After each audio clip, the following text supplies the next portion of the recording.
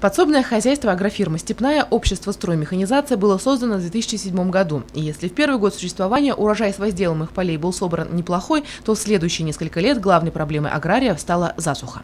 Но трудности, как известно, только закаляют. И теперь агрофирма «Степная» – развивающееся хозяйство, которое помимо земледелия осваивает и животноводство. Всего у аграриев 1420 гектар полей, 100 из них занимает однолетняя трава, 670 – ячмень, 650 – пшеница. 5 мая рабочие агрофирмы приступили к очередной посевной кампании. 5 мая заехали первый день, пока настроились. Первым делом элитные семена мы закупили.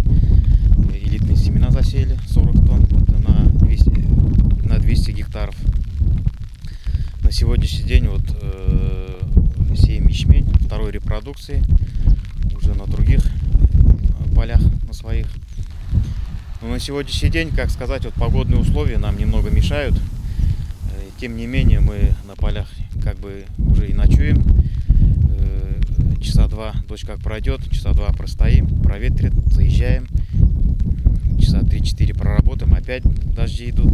В таких сложных погодных условиях механизаторы уже успели засеять 60% всех имеющихся площадей. К завершению близится посев ячменя, дальше по плану идет пшеница. В полевых работах задействован канадский посевной комплекс, который был приобретен 4 года назад и значительно облегчил работу аграриям. За смену он засеивает около 80-100 гектаров. Управляет комплексом Нурфаиз Исинаманов. В сельхозпроизводстве он с 1995 года. Мой отец был механизатором, рассказывает нам Нурфаиз. Вот и пошел по его стопам. Все, хорошая работа, хорошая техника, хорошие условия.